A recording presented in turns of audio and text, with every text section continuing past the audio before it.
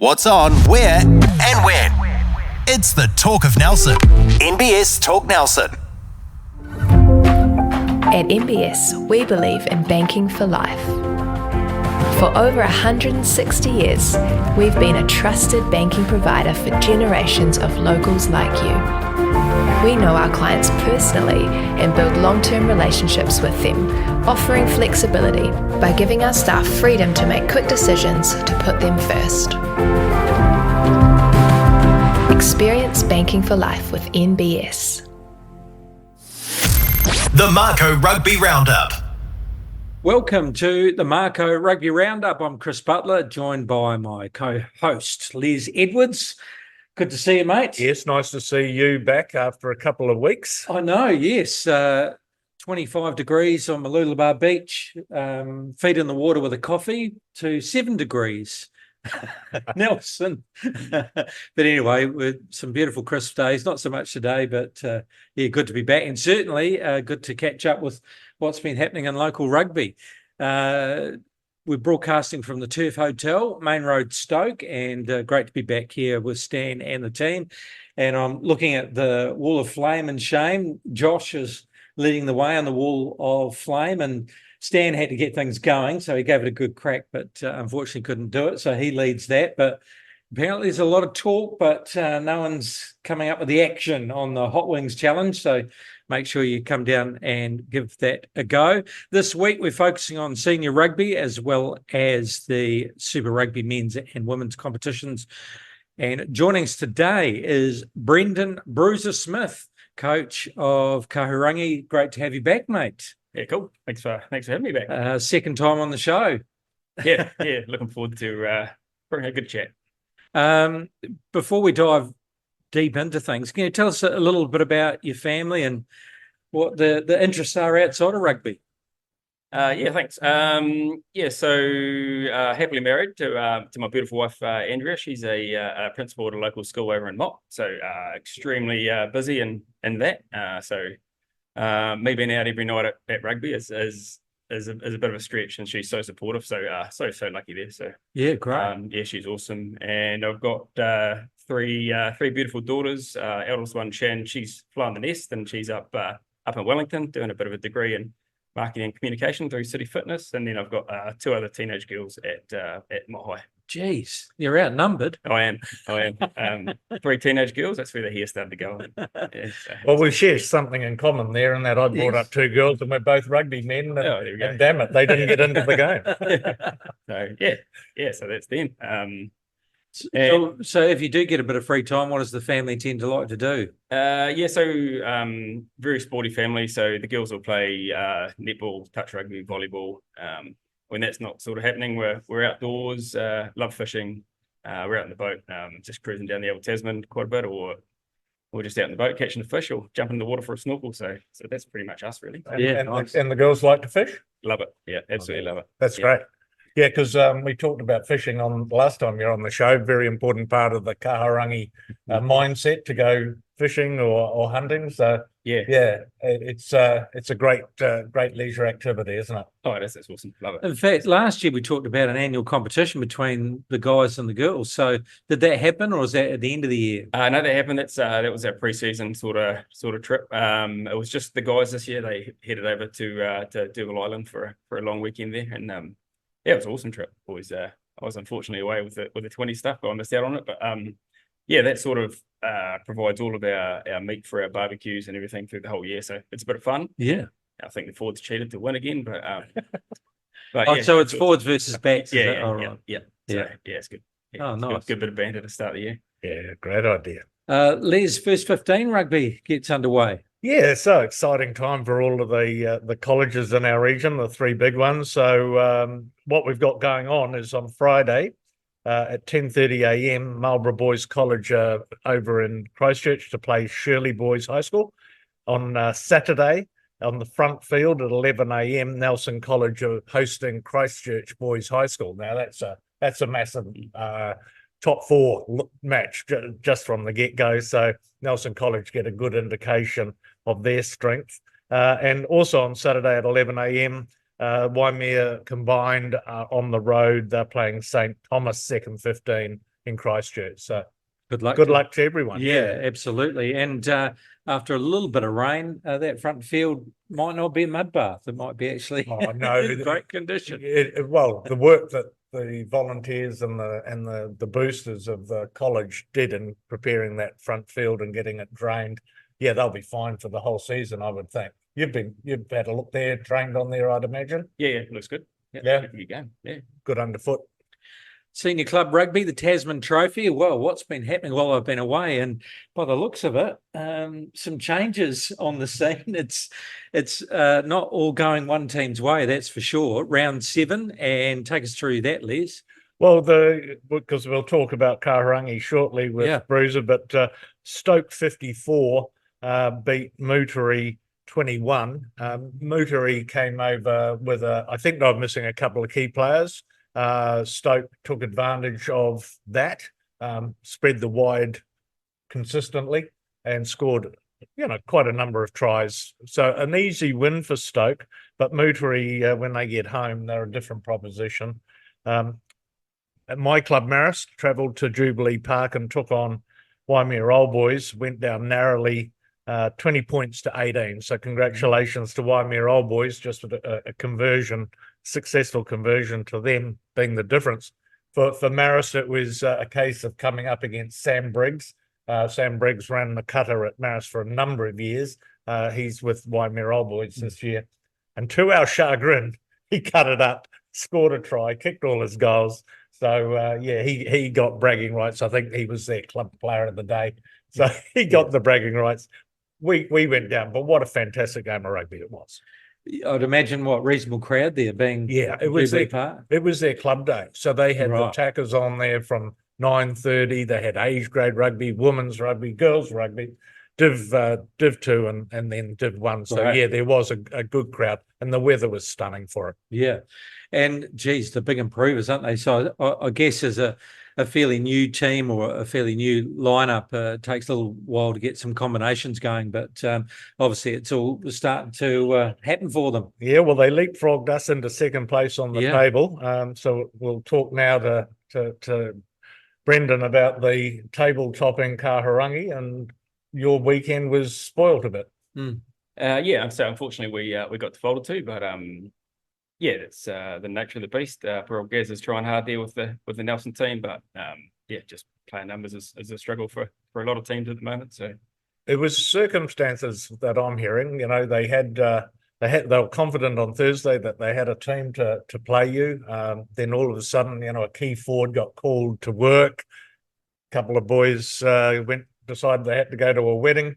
And what was a confident team named on Thursday became a forfeit on Saturday morning. And Nelson, being a proud club, I know got on the phone and apologised to you guys, but it does upset the day, doesn't it? Oh, for sure, yeah. We're pretty gutted, but we fully understand. But the boys were. We organised a training run to have a go. The boys were full of energy. They just love playing. So. Now going into a bye, it's not great to have 2 weekends off in a row. So, we'll see how that works out. So what do you have planned for this weekend? This weekend, so the weekend completely off this weekend. We knew that was our only bye weekend. So a lot of the boys are going away. It's a good weekend for them to reset, and lots of the boys have got young kids. So good time for them to be at home. Right. It was a scheduled day off, so you're going to take it. But that game, practice run on last Saturday, was that contact? Did you get stuck into each other? No, we didn't do a lot of contact. It was more fitness, a lot of conditioning games, and a bit of a bronco in there for the boys to get blown a bit. Right. We had a bit of a social evening after that. We had planned for a local fundraiser, so thought it'd be good to get some miles in the boys' leagues. Good on you. So on that, Les, second division. So the Nelson second division stocks are fairly full, and then beneath that. So what's the problem with bringing replacement players up as what would normally happen? Just not the depth of players there. So and you'd know, being a first grade coach, that your Div 2 guys are very social. They're not training hard. They're not in the gym. They're there to play on a weekend after work, more for a social outlet than competitive. So even if you say hey, could you step up? They might go, are you kidding me? Yep. Yeah, and they've got to want to, right? So Yeah. we're really lucky. We've got a group of 4 to 6 every week that come and help us out. Otherwise, we wouldn't field a team. But look, if they don't want to, they don't want to. So you can't make them, So No, and it's a bit different, bit of a difference in the level, and also some big boys in the Celtic, in the Marist club. So I mean, to step up and then suddenly take on those boys, it's a bit of an ask, isn't it? Yeah, oh, absolutely. Early in the season, a couple of B players did sit on the pine for Marist and got some minutes, but they're definitely smaller. They're definitely not as conditioned and strong. So in a way, you could be putting them in harm's way. So it's Division 1 Premier Rugby is a whole different beast, because it's there are players in the teams who are in the Tasman Rugby Academy. They're in the gym. And you watch a game of Premier footy, and the collisions are quite hard. It's just a different version of Super Rugby in a way. Oh, I think you hit the nail on the head there. The difference in physicality between the two grades is massive, and you've got to be conditioned, or you're right, you're gonna get hurt. Yeah. So we've got a new medic this year, and she turned up for Div 2 and then Div 1, and she said to me, the pace of the game between Div 2 and Div 1 is just phenomenal. And it's conditioning. Yeah, dead right. So Bees is for people who want to play, still work, don't want to get massively hurt, but do want to play a game of rugby. Any talk during the week about this weekend for Nelson? They take on Waimea Old Boys at Trafalgar Park. Yeah, the talk is from their president, who spoke to the council of delegates on Monday night, that they don't want to pull out of this competition, that they will do everything in their power to field a team against Waimea Old Boys. Good luck to them. It's a great club. We need them. Yeah, that's right. And Waimea Old Boys be a big occasion at Trafalgar Park, but predictions there. Obviously, Nelson's struggling a bit, so Waimea Old Boys will get the biscuits. Yeah, they're obviously with Bridgie there running the cutter, Campbell Parada back. They got really good game drivers, and they're going well. So I would expect the Wobbers to get up there. Yeah, I kept my eye on Ben Coman playing against Marist. The guy is a big unit, and they're getting good time out of him. So it is a different lineup. Their stalwarts are contributing. They do have good young men, and with Briggs, as you say, at 10, they'll be too strong for Nelson. Mutri versus Central at Awarua Park. So the local Marlborough derby. Central obviously be the favourites there, but apart from last weekend, Mutri actually been improving this year, haven't they? They've actually not having too bad a run.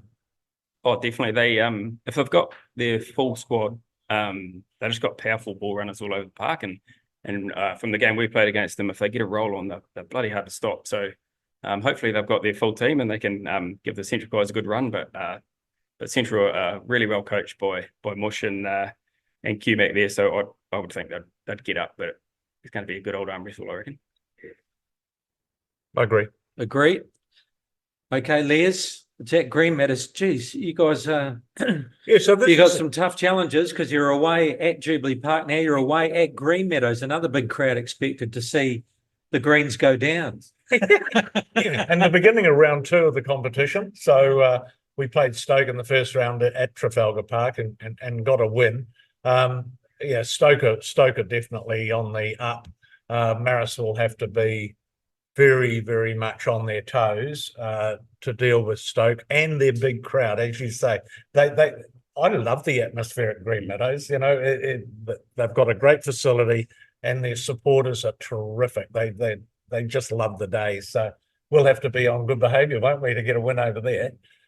Yeah, it's going to be a cracker. I think I guess because Marist have been the top for so long. Anyone who's playing Marist knows it's an awesome week at training, and to get up and have a crack at Marist is great. So the Stoke boys will be keen. And at home they'll be tough to beat. Right. And a rest for Kahurangi this weekend. A bit of a change around, because when I left there was Marist and Central at the top, the usuals, but now look at it. Kahurangi 26, Waimea Old Boys sitting in second on 20, not far behind Marist and then Central, and actually Stoke not too far behind, Yeah. so pretty close. It's a top 5, isn't it? Yeah, yeah. Yeah. I think that's awesome about the comp. Like anyone on their day is going to win, so it's a matter of turning up, and I think it's bloody exciting about the comp. I must point out that that points table shows that Kahurangi were first round winners of the first round trophy, which is the car company first round trophy. So congratulations to you and the boys on doing that. Yeah, cool. Thanks very much. Boys are stoked. So yeah, you set little goals, and that was one of them. So yeah, really happy. Senior Women's Tasman Trophy. It's around 4, 1:15 kick-off, Les. Yeah, and a game on Trafalgar Park for the Marist women hosting Kahurangi. So that will be where I'm going to be. I'm going to go and watch that game and help with the aftermatch. I won't get to Stoke, but these ladies at Marist play good rugby, and the last time they played Kahurangi, they had a really good game. So I'm expecting the same again. And then the other game is over at Awarua Park, where Muteri are playing Waimea Old Boys. Waimea Old Boys, the one club that are struggling for numbers, for depth. And so, yeah, it's a big trip for them to go. But it's good to see that it's going to be a big day at Awarua Park, isn't it? Because you've got pretty much a double header there. So and it's great to see that happening over there. So yeah, it's always fun getting on the bus and travelling over. That's for sure. And yeah, Marist leading the way at the moment, followed by Kahurangi and, as you say, Muteri and Waimea Old Boys. Still a bit of work to do, senior men Division 2, and yeah, great to highlight a couple of games, Les. Yeah, so rather than go through all of them, I just thought we'd look at cherry pick a couple of games that would be well worth going and watching. So one of them is at Green Meadows. It's the curtain raiser to the Stoke Marist Div 1 game. Stoke are hosting Huia, so that's the top of the table clash, 2 playing 1. So your feeder club, Huia, doing very well in Div 2 in that regard. So that'd be, going to Green Meadows early and catching this game will be fun. And then the other game that I'd like to highlight is the Country Derby, which is Murchison versus Valley Stags at Murchison. So, if you're a country person, this is an opportunity, isn't it, to go and follow your team and just have a great afternoon. Sounds good. Looks like, Huia leading the charge there, followed by Stoke, Tark and Wanderers, and Marlborough round 4. Yeah, so they're into, what are they? I think they've got 6 teams or 7 teams in their comp. I think the game to watch there is Central versus Waitoi. 2 are playing 3. So, top of the table there is Renwick Club, followed by Central. Waitoi and Awatere are making up the top 4. So, yeah, they've got a vibrant little Div 2 competition going as well.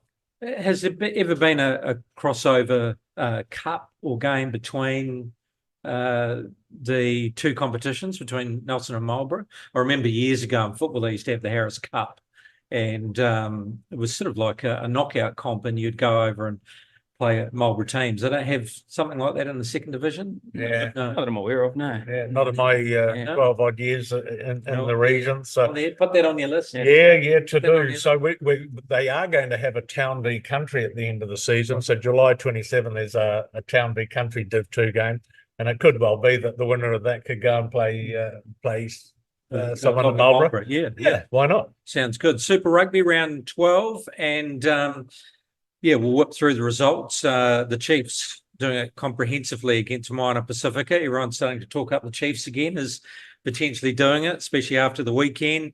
The Reds beating the Rebels, quite a close game there. The Blues, what a game that was. We'll come back to that.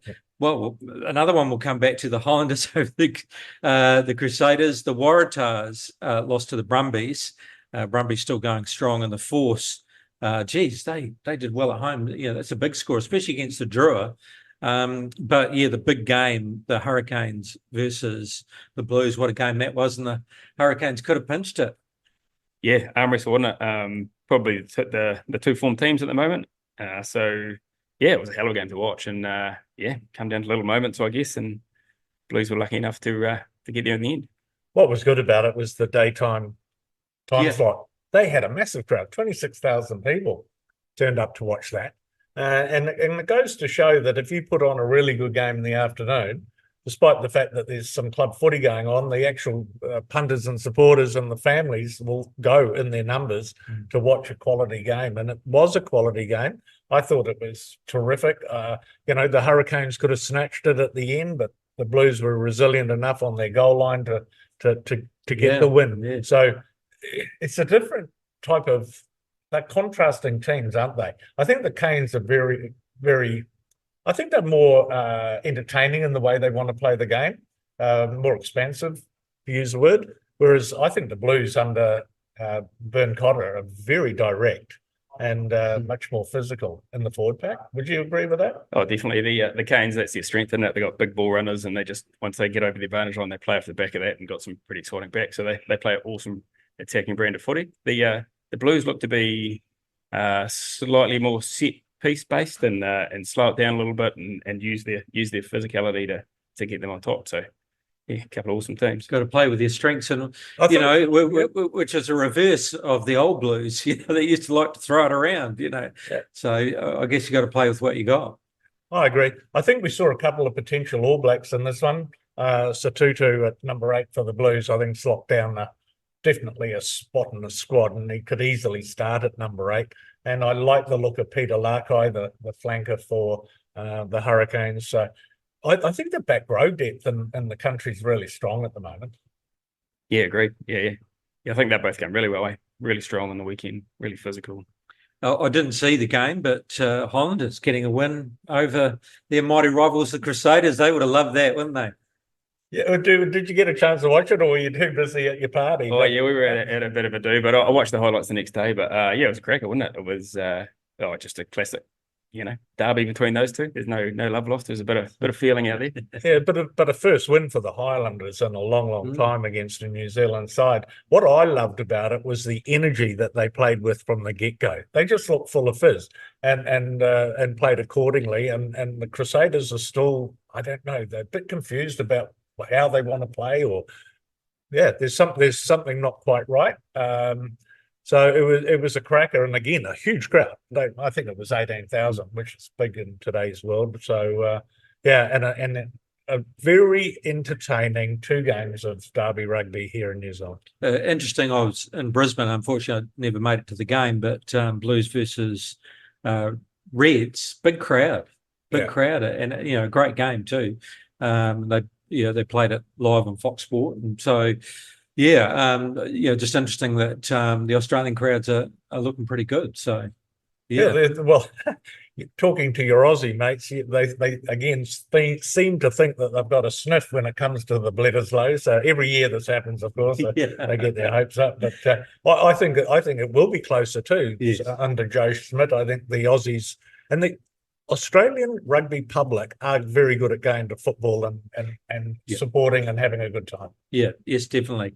The lineup for this weekend, round 13, the Hurricanes versus Moana Pacifica. Just a quick call there, Bruiser. Hurricanes. Rebels versus the Chiefs, Friday, 9:35, Les. Yeah, Chiefs just. Fijian Drua versus the Reds. Geez, at home. I'm going to pick the Drua there, even though they got thumped by the Force. I wouldn't be happy with that. Brumbies versus Crusaders. That's in Canberra, Bruiser. Yeah, tough one, isn't it? But Crusaders have to win or they're gone, don't they? And if it clicks, they're outstanding. So yeah, get up, Crusaders. Oh, big call there. Blues versus the Highlanders, and are they on a roll now? No, the Blues will win this one at Eden Park. I would think, just logically, that's going to be the result there. And the Force at home again versus the Waratahs. Yeah, you pick that one. I'll be picking the Force at home. He's a Perth boy. So. Okay, so the table looking like Blues at the top of the table, not far behind the Hurricanes. Little bit of distance now on the table. Brumbies on 39, but not far behind them, the Chiefs. And probably that's probably the top 4, but it's the top 6, isn't it? Is it the top 6 in Super? Top 8. Top 8. Well, there you go. Yeah. So that would be the Reds still in there, the Rebels still in there, the Highlanders still in there, and the Drua still in there. Yeah. So the one that's jumped it up with that win was the Highlanders. Yeah. They were languishing in the bottom four, so now they've jumped into that 8 at this stage. Your international, oh, actually, before we get on to international football, Sam Cane announces retirement from international footy. Actually, a little bit surprised about that announcement. I wasn't expecting. I never really thought about. I thought maybe he wouldn't get the captain's role, but I was surprised that he's pulled the pin. I thought he still had 2 or 3 years left in him. Yeah, well, the story there is he's definitely aware that he's not going to be the All Blacks captain.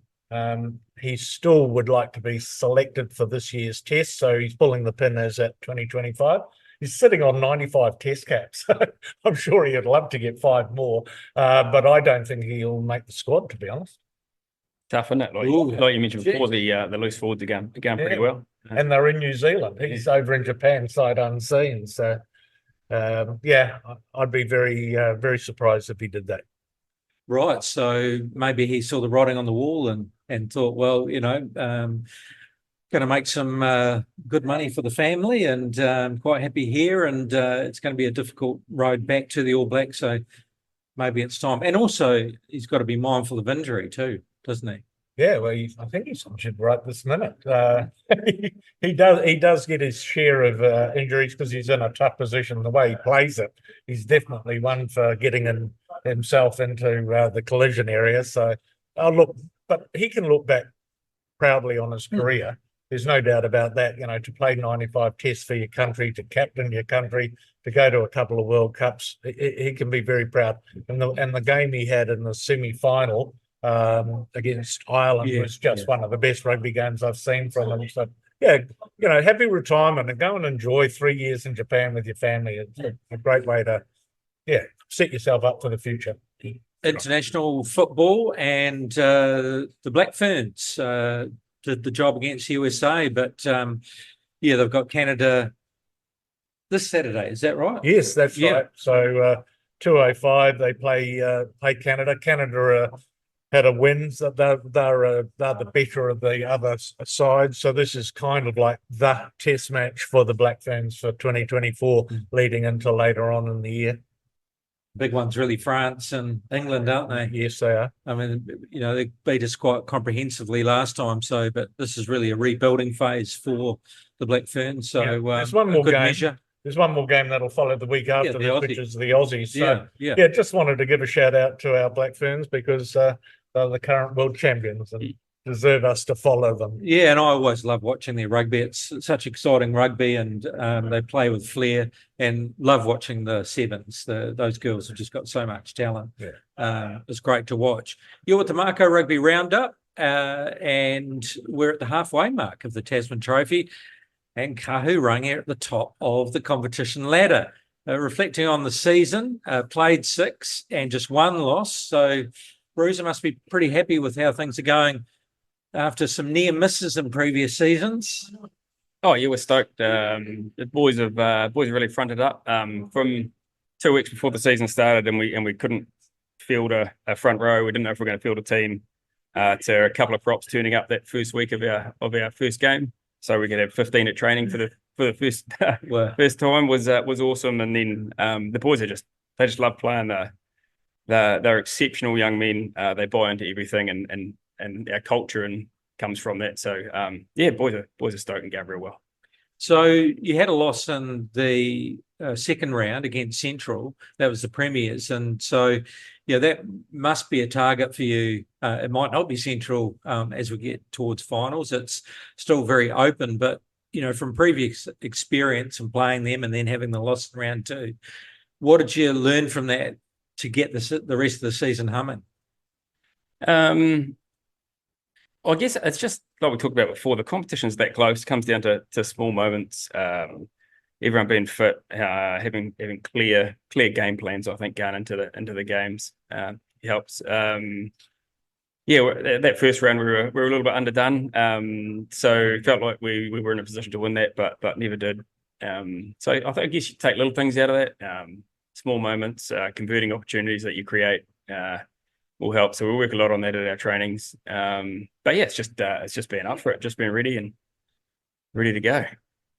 So Kahurangi is a team supported by two clubs, Huia and Rewaka. So for those unaware, if you could tell us about how the Kahurangi concept came about. Yeah, so this is our 11th year. So just player numbers back in the day where Huia and Rewaka were both struggling to field Senior A Div 1 teams. They were doing it, but weren't really competitive. They were getting a bit of a hiding each week. So I thought, it's time there's good players in both clubs that need to come together, and we can make a real competitive team that the community will get behind. So that's how it all come about. And it's just growing from there, going from strength to strength, really. Right. So I asked a couple of questions about it because when I arrived 12 years ago, a guy like Nuki Hannon, God bless him, would say over my dead body with these two clubs merged. So it took some really open-minded people like Andy Drummond and Marty from Huia Club to basically say, let's put that all aside and for the good of the region or the area, let's put Div 1 side in. Yeah. I can imagine there was some pretty tough conversations around a table back then to get it over the line. And over the years, it has been a bit of a struggle, but I think of late we've had some pretty consistent performances. Then if you're playing well, the community gets behind you, and that sort of quiet some of the voices. So the boys going real well, and all of the old guys now are at our home games and have a beer afterwards, and always offer a bit of advice, which is nice. And it's good to get on board. Yeah, you've got a brand. Yeah. I think the Kahurangi is a brand that excites people from out that way, and they get along now and support you. Well, I remember the first couple of seasons, or at least the first season, and there was big celebrations after the first win. Yeah. So if you look at the table now, well, there you go. Yeah, and it's been a nice slow burn too, with some talent that you got very, very young, and you're still now with you, and you are chasing an elusive Tasman Trophy, aren't you? So this is the year when they could well put the icing on the cake.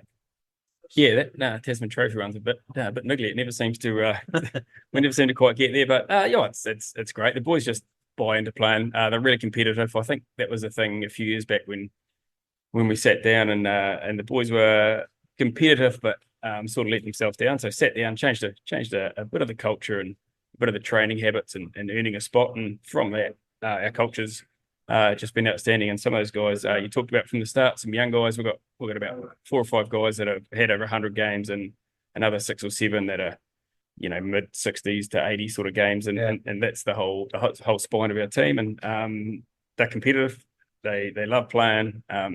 Awesome bunch of lads, and that's I think why the community are getting behind us. And yeah, we're going well. Now, do you keep your eye on those two clubs that make up the team? So do you get out and watch Rewaka and Huia play if you can? Oh, absolutely.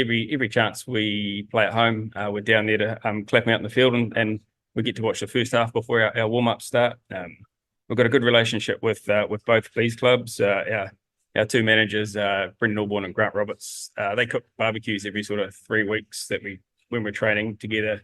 We all have a feed together afterwards, and that helps with the culture. And so far, we've had to rely on both B teams to be able to field a team. So hugely grateful for Shandy and Dion at Huia and Hunter and Tito at Rewaka for helping us out. Well, you've answered my next question. So the relationship between the two clubs is just outstanding and working for the one cause. So that's fantastic. You also got a couple of talented young ladies in your organisations. Jess Drummond at Rewaka and Kelly Aiken at Huia, who have a club capability role in their clubs, driving, I guess, the JAB and age grade components and making sure there's rugby being played. Good people to have around. Oh, great people. It's awesome to have at our committee meetings that, you go through things that need work or you need doing, and they're just onto it straight away. They're really organised, and she was a big motivator behind our fundraiser we just done. She done that whole thing for the team, organised everything. Nothing was a problem to make the boys a bit of money. And Kelly's huge in our under 14s, under 15s, and under 17s team. She's making sure all the stuff off the field ticked off, so they can just play. Yeah, Kelly's definitely an age grade mate, and she's she's pretty knowledgeable and very enthusiastic in that regard. So yeah, the club's in good hands with those two. So you've got two fine young men coaching alongside you, Mike Wills and Willis Scott. Both are former Tasman Mako players, and both are still giving you some playing minutes off the bench. So tell us about Mike Wills as a person, a midfielder, and his role in the coaching setup. Yeah, Mikey, he's just a great club man. His dad started it back in the day, so he's got a lot of skin in the game. He loves it. It means a lot to him.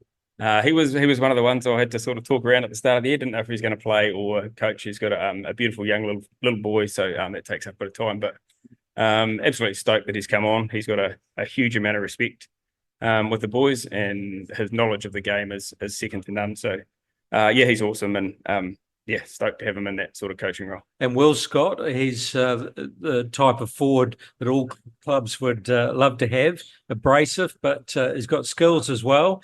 What does he bring to the side and those training nights? Oh, he's good, man. Good. He's good. He's such a smart man, and same thing, a massive amount of respect amongst the boys. Driving all our forwards units. He's got the boys absolutely humming in our forwards units. And we're still getting a few minutes with him off the bench. He's a funny one off the bench. I said to him when we were playing Marist a couple of weeks ago, and we had a ding. I was like, "Well, you're going to need to go on. Next stoppage, you're on." And then he's one of those guys where you look around and it's completely down the other end of the field, warming up, so he can't quite go on there. So Not quite ready. Yeah, not quite ready, and just goes on at his own leisure. But he did have an influence in that game when he came on. He was a receiver in a play, a very nice move that scored a try for you guys. So, basically, guys like Mike Wells and Willis Scott, every club needs them. They're stalwarts who are prepared to help a club out and just make things work, aren't they? Oh, absolutely. You have to have them. And still playing bloody good footy as well. Yeah. And it's a tough thing, that player coach role. Like, you're telling them what to do at training, but then you've actually got to get there and do it. So it's tough. A lot of pressure on them, and they're going awesome. So you've coached at Nelson Bay's level, Tasman B, under 19s, Crusaders, under 20s in recent years. So after the club season's finished, any plans lined up? Well, I was hoping that was going to go into there was a Tasman role available this year. Had a crack at that, and wasn't to be, so missed out on that. So that was hopefully going to be the next step. There's still the Tasman under 19s, but probably just time for me to have a bit of a think now where footy goes for me. That's basically where I'm at the moment. But you have had a wonderful time representing yourself and your club by being involved with the Crusaders under 20s as well. You must look back on that fondly. Oh, outstanding, yeah. Especially this year. We probably learned a lot about the year before and how we can improve, and awesome bunch of young men going to that tournament up north and getting a win was a real highlight, and something I'll remember forever. And a couple of boys who got selected out of Nelson Bays, so Matt Lowe from Nelson and Cooper Grant from Marist getting into the New Zealand under 20s. But there was someone pointed out to me, you've got a player, Johnny Lee, who is a back rower, outstanding prospect for the future. Yeah, Johnny's he is. He's just outstanding. Everything about him, the way he trains, the way he holds himself in the group, the way he talks to the boys, he just commands respect in whatever he does. And I'm sure Canterbury will be signing him up and keeping him locked and loaded. No, we can't have a go at it. Yeah. All right, awesome. The game is, we talk about this with every coach. So the game is under duress, isn't it? In our region, 3-4 years ago, we had 10 clubs. We're now down to 7. We've got Nelson with their issues. We're all skinny for numbers. What do you put this down to? Oh, it's a tough one, isn't it? It's just simply player numbers, isn't it? Yes. Players, I think, as we touched on earlier, how physical the Div 1 comp is. You've really got to want to do that, and you've really got to do the extras. And I think we're losing a few people to that are just happy to play Bs because they can't put in that extra time to get there. So that takes player numbers down. So many other things going on now. So many other sports that are not quite as hard on the body, and all the talk around concussions and head injuries, I think, are putting more and more people off. So, yeah, no magic answer for you. I don't know where they're going to come from. You're right. It is numbers, and it's. So, do you either find more numbers, which would be difficult, or do you concentrate your numbers into lesser teams? I guess that would be a debate. Yeah, tough one. If you're going down to lesser teams, smaller comps, playing the same team pretty regularly, how that would look if you can mix that up somehow. But yeah, it's a real tough one. Okay. That's it. It's a difficult situation we're in, Chris, locally, just with the pressure on clubs to field Division 1 teams. You need a squad. I would say you need a squad of, say, 27 to 30, just to take into account injuries and holidays and weddings. And it just seems to me that there aren't 27 clubs available times 7 teams in our region at the moment. Yeah, well, when you go through those scenarios, you've got to come up with innovative ideas to try and, at the lower levels, keep people engaged with the game. We've talked about that. And then at the higher level, as you say, 4 teams wouldn't cut it. But if that's what you got to do to rebuild, maybe you've got to look at that and maybe how you structure those things. Then there's going to be discussion of how the Mako are going to go this year. I mean, we'll see what their performances are like on the paddock, but I could imagine if it doesn't go too well, there'll be discussions around the structure of NPC and how that operates as well. There's already been discussion around, Super Rugby dominating the competition and academies, and which we don't really want that. We want regional rugby, otherwise it just goes back to Heartland after all those years. So yeah, there's a lot of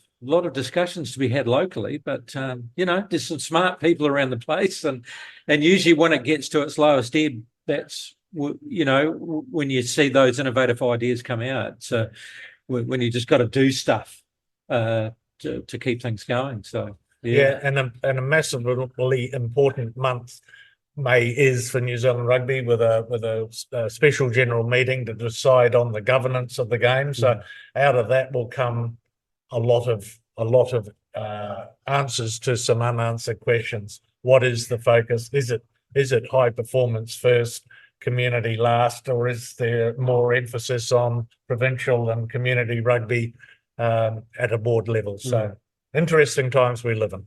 All right, thank you very much. It's great to be back. Get the ship on the way. There's still a lot of rugby to happen. There's the rest of the Tasman Trophy. Then we're going to the Mako season. Got All Black rugby coming up. So there's still plenty to talk about, Les, that's for sure. Brendon, thank you very much for coming in, mate.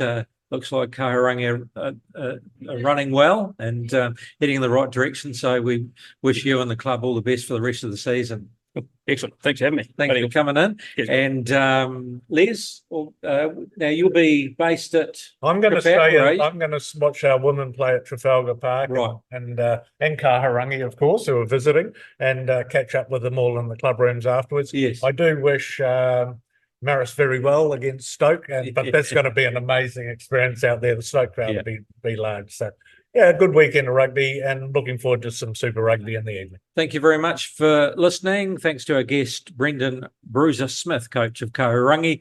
Also, the fabulous team here at the Turf Hotel as our venue sponsor. Don't forget you can catch this and other podcasts on our website, mbstalknelson.co.nz, on our social channels and also on Spotify, MBS Talk Nelson. Until next week, have a good week. The Mako Rugby Roundup. What's on, where, and when. It's the Talk of Nelson. NBS Talk Nelson.